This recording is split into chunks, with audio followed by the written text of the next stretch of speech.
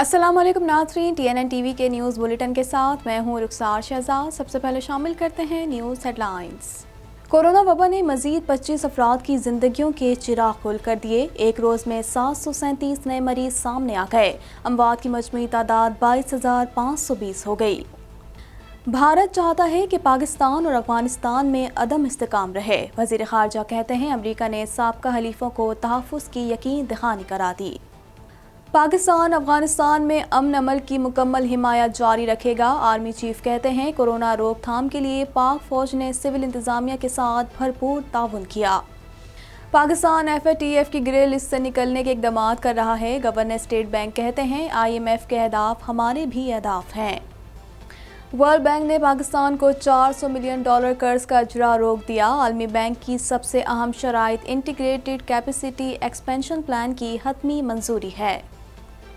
PTI हुकूमत की तबाही बर्बादी का सूरज आज़ाद कश्मीर में तुलू नहीं होने देंगे। मरियम नवाज कहती हैं जिस इंसान ने सारी ज़िंदगी खेल कूद में गुजारी हो वो क्या जाने खारजा पॉलिसी क्या होती है। इस्लामाबाद तशद्दुद केस में मुतासरा जोड़े ने शादी कर ली। मुल्जिमान जिस्मानी डिमांड पर पुलिस के हवाले कर दिए गए। दोनों मुतासरीन के बयानात को तफ्तीश का हिस्सा बना दिया गया। टोरंटो में आइंदा हफ्ते मुसलसल बारिशों की पेश गोई। एनवायरनमेंट कैनेडा की जानिब से कहा गया है कि बारिशों का ये सिलसिला अभी कई दिन मजीद जारी रहेगा। शहरियों को एहतियाती तदबीर इख्तियार करने की हिदायत की गई है। वैक्सीन ना लेने वाले सयाहों को कनाडा में दाखिला नहीं मिलेगा। कैनेडियन वज़ीर आज़म कहते हैं मजीद वक्त के लिए उनका कनाडा आना मुमकिन नहीं। मईशत की बहाली पर तवज्जो मरकूज़ किए हुए हैं।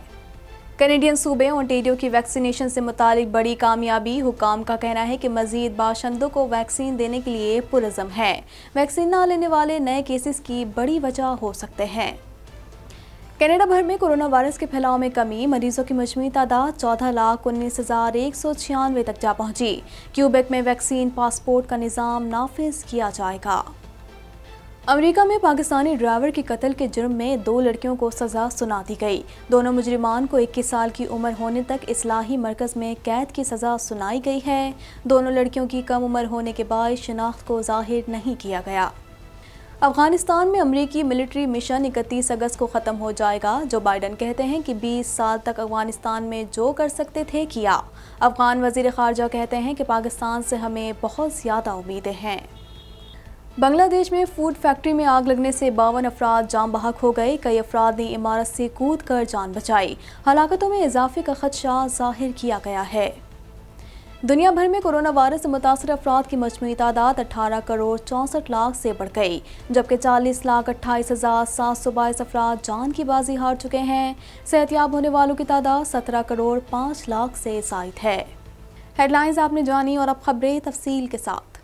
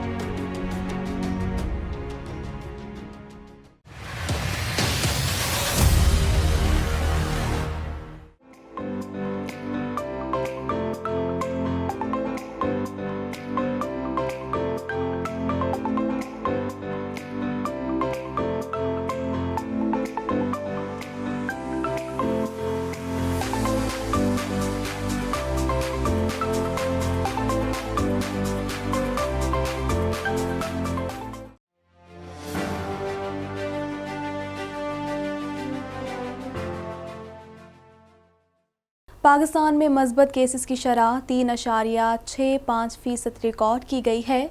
इस हवाले से वफाकी वजीर मनसूबाबंदी का कहना है कि कोरोना वबा की चौथी लहर में भारतीय कोरोना की किस्म बुनियादी वजह है, जिसके सबब असद उमर ने शादी हॉल्स और रेस्टोरेंट्स एक बार फिर बंद करने का इंदिया दे दिया है। मजीद जानते हैं इस रिपोर्ट में।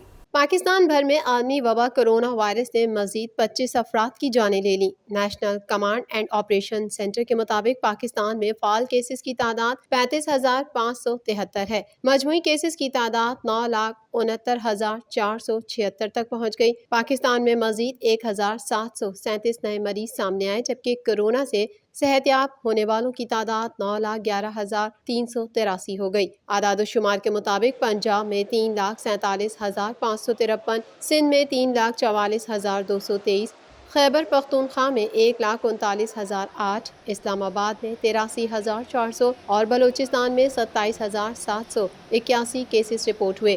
آزاد کشمیر میں 20,811 اور گلگت بلتستان میں 6,700 افراد کورونا سے متاثر ہیں۔ دوسری طرف وفاقی وزیر منصوبہ بندی اسد عمر نے کہا ہے کہ کورونا کی چوتھی لہر کے اثرات اب ظاہر ہو رہے ہیں۔ 2 ہفتے قبل میں نے ٹویٹ کر کے آگاہ کیا کہ ہمارے مصنوعی انٹیلیجنس ماڈلز کورونا کی متوقع چوتھی لہر کو ظاہر کر رہے ہیں اور چوتھی لہر کے اثرات اب ظاہر ہو رہے ہیں۔ اسد عمر نے کہا کہ فیلڈ رپورٹس کے مطابق انڈور شادیوں میں شرکت کرنے والے، انڈور ریسٹورنٹ اور جم میں جانے والے لوگ ویکسینیشن کو مکمل طور پر نظر انداز کر رہے ہیں۔ اگر مالکان ذمہ داری کا مظاہرہ کرتے ہوئے SOPs پر عمل درآمد نہیں کریں گے تو ہمیں یہ سہولیات بند کرنا پڑیں گی۔ وزیر خارجہ شاہ محمود قریشی نے کہا ہے کہ افغانستان اپنے وسائل سے دفاع و سیکیورٹی نہیں سنبھال سکتے۔ ہندوستان افغان امن عمل کو خراب کر رہا ہے۔ افغانستان میں شورش بھارت کے مفاد میں ہے۔ افغان جنگ سے اس نے اربوں ڈالر کمائے تو وہ کیوں امن قائم ہونے دے گا؟ مزید جانتے ہیں اس رپورٹ میں۔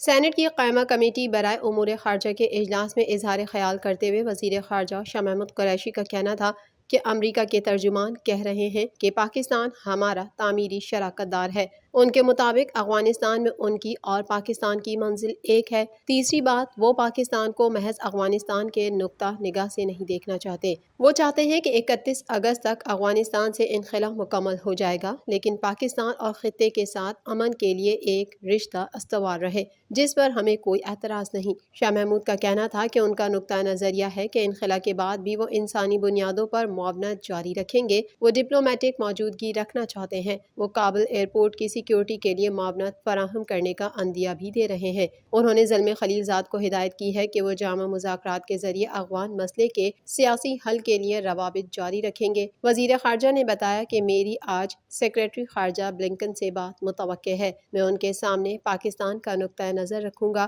امریکہ نے اب کے سابقہ حلیفوں کو تحفظ فراہم کرنے کی یقین دہانی کروائی ہے۔ آج دوحہ معاہدے اور بین الاقوامی مذاکرات کے حوالے سے پاکستان کے کردار کو سراہا جا رہا ہے۔ وزیر خارجہ نے کہا کہ افغانستان کی صورتحال سنگین ہو رہی ہے اور اس کا ذمہ دار پاکستان کو ٹھہرانا جائز نہیں۔ اشرف غنی طالبان کے ساتھ بیٹھنے کو تیار ہیں، لیکن طالبان کو اشرف غنی پر اعتراضات ہیں۔ طالبان کا لباس سادہ لیکن وہ انتہائی ذہین اور قابل لوگ ہیں۔ طالبان اب بہت سمجھدار ہو گئے ہیں، انہیں ہر چیز کا ادراک ہے۔ طالبان دوحہ مذاکرات کے بعد اب بدل چکے ہیں۔ پاکستان کو نئی بدلتی صورتحال کے لیے تیار ہونا پڑے گا۔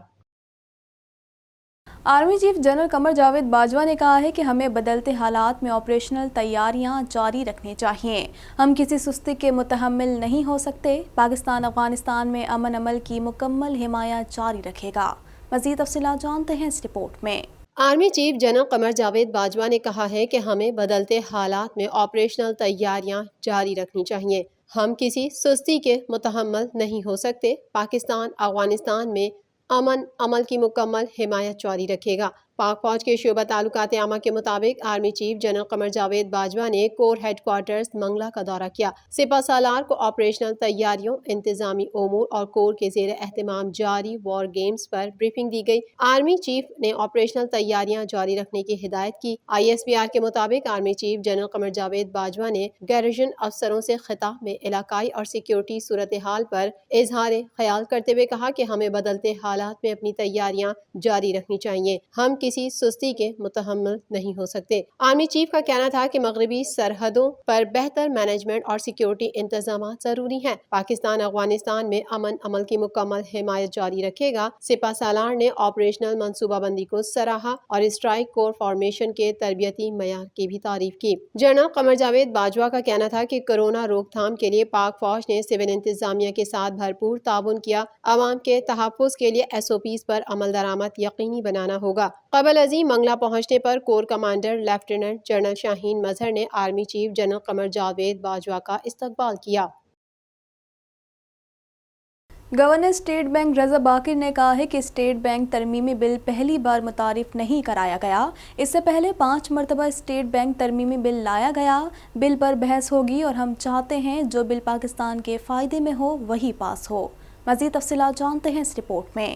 گورنر اسٹیٹ بینک رضا باقر نے کہا ہے کہ آئی ایم ایف سے اچھے انداز میں مذاکرات چل رہے ہیں اور آئی ایم ایف کے اہداف ہمارے بھی اہداف ہیں۔ ذرائع ابلاغ قیامہ کے نمائندوں سے گفتگو کرتے ہوئے گورنر اسٹیٹ بینک نے کہا کہ Pakistan F A T F کی گرے لسٹ سے نکلنے کے اقدامات کر رہا ہے۔ رضا باقر کا کہنا تھا کہ اسٹیٹ بینک ترمیمی بل پہلی بار متعارف نہیں کرایا گیا، اس سے پہلے 5 بار اسٹیٹ بینک ترمیمی بل لایا گیا۔ بل پر بحث ہوگی اور ہم چاہتے ہیں جو بل پاکستان کے فائدے میں ہو وہی پاس ہو۔ انہوں نے مزید کہا کہ آئی ایم ایف سے رابطہ رہتا ہے، تکنیکی حوالوں پر بات چیت رہتی ہے، آئی ایم ایف سے اچھے انداز میں مذاکرات چل رہے ہیں۔ آئی ایم ایف کے اہداف ہمارے بھی اہداف ہیں، یہ اہداف ٹیکس نادہندگان کو ٹیکس نیٹ میں لانا ہے جبکہ قرض کو کم کرنے کی بھی کوشش ہے۔ گورنر اسٹیٹ بینک نے کہا کہ روشن ڈیجیٹل اکاؤنٹ سے بیرون ملک پاکستانیوں نے بھرپور فائدہ اٹھایا، اب تک 1,80,000 پاکستانی اس سے فائدہ اٹھا چکے ہیں۔ روز تقریباً 800 سے 1,000 نئے اکاؤنٹ کھل رہے ہیں۔ فریقین کے دستخط شدہ معاہدے سے ظاہر ہوتا ہے کہ ورلڈ بینک نے نئی اضافی شرائط پر عمل درآمد کی ڈیڈ لائن میں 3 ماہ کا اضافہ کر دیا ہے۔ اس مدت میں شرائط پر عمل درآمد نہ کیا گیا تو قرض کا معاہدہ ختم کر دیا جائے گا۔ مزید جانتے ہیں اس رپورٹ میں۔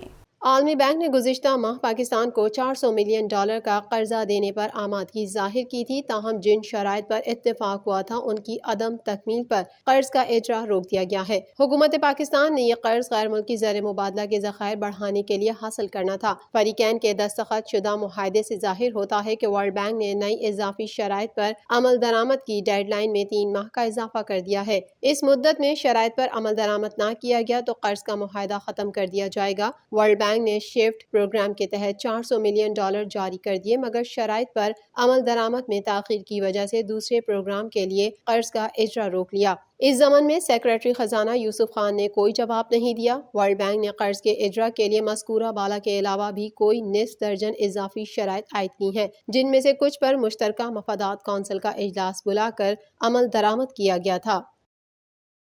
پاکستان مسلم لیگ نون کی نائب صدر مریم نواز نے کہا ہے کہ عمران خان جس کا نام کشمیر فروش ہے وہ کشمیر کو بھارت کی جھولی میں پھینک آیا۔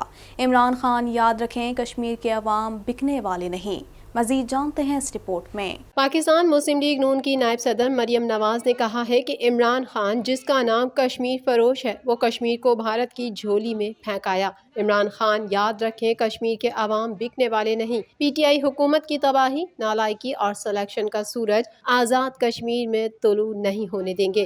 کوٹلہ میں انتخابی جلسے سے خطاب کرتے ہوئے لیگی رہنما مریم نواز کا کہنا تھا کہ پی ٹی آئی حکومت کا وائرس مقبوضہ کشمیر کو نکل گیا۔